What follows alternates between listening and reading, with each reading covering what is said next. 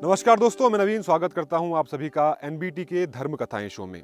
दोस्तों, आज हम हिमालय की पहाड़ियों पे खड़े हैं और आपको बता दें कि अपनी अंतिम यात्रा के दौरान पांडव भी अपनी पत्नी द्रौपदी के साथ हिमालय आए थे।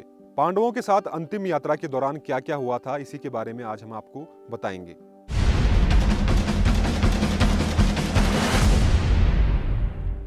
दोस्तों, ऐसा माना जाता है कि जब पांडवों को भगवान कृष्ण की मृत्यु का समाचार मिला तो उनको बहुत दुख हुआ।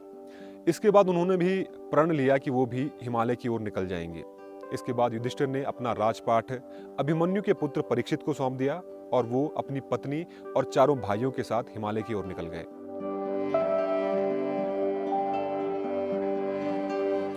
इसके बाद जब यात्रा के अंत में वो मेरु पर्वत के पास पहुंचे तो वहां से उनकी स्वर्ग की यात्रा शुरू हुई। स्वर्ग की यात्रा के दौरान सबसे पहले द्रौपदी की मृत्यु हो गई। इस बारे में जब भीम ने अपने बड़े भाई युधिष्ठिर से पूछा कि द्रौपदी ने अपने जीवन में कोई भी पाप नहीं किया था, फिर उसकी मृत्यु क्यों हो गई? इस पर युधिष्ठिर ने कहा कि हम 5 भाइयों की पत्नी होने के बावजूद भी द्रौपदी सबसे ज्यादा प्रेम अर्जुन से करती थी, इसलिए उसकी मृत्यु हो गई। इसके बाद पांडवों की यात्रा जारी रही और वो आगे बढ़े।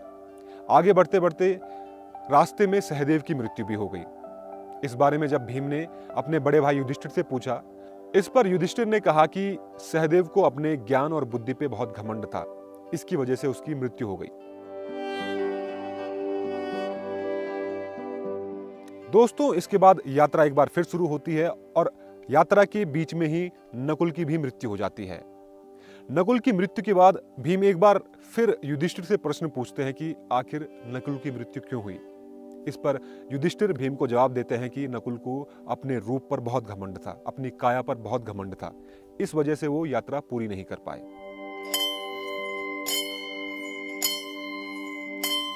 यात्रा में आगे जब अर्जुन की मृत्यु होती है तो भीम बहुत चकित होते हैं।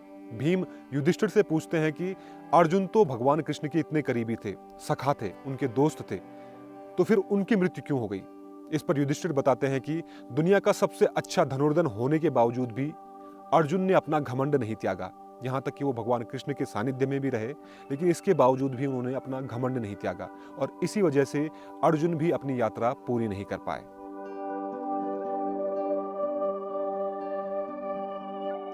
दोस्तों, अर्जुन की मृत्यु के बाद भीम और युधिष्ठिर यात्रा शुरू करते हैं, लेकिन भीम भी अपनी यात्रा पूरी नहीं कर पाते और रास्ते में ही उनकी मृत्यु हो जाती है। लेकिन मृत्यु से पहले वो युधिष्ठिर से पूछते हैं कि आखिर वो यात्रा पूरी क्यों नहीं कर पाए। तो युधिष्ठिर जवाब देते हैं कि आपको अपने बल का, अपने शारीरिक बल का बहुत अभिमान था, इसलिए आप ये यात्रा पूरी नहीं कर पाए। आप सोच रहे थे कि आप अपने शारीरिक बल के दम पर इस यात्रा को पूरी कर सकते हैं, लेकिन आपको इस बात का घमंड था, इसीलिए आप इस यात्रा को पूरी नहीं कर पाए।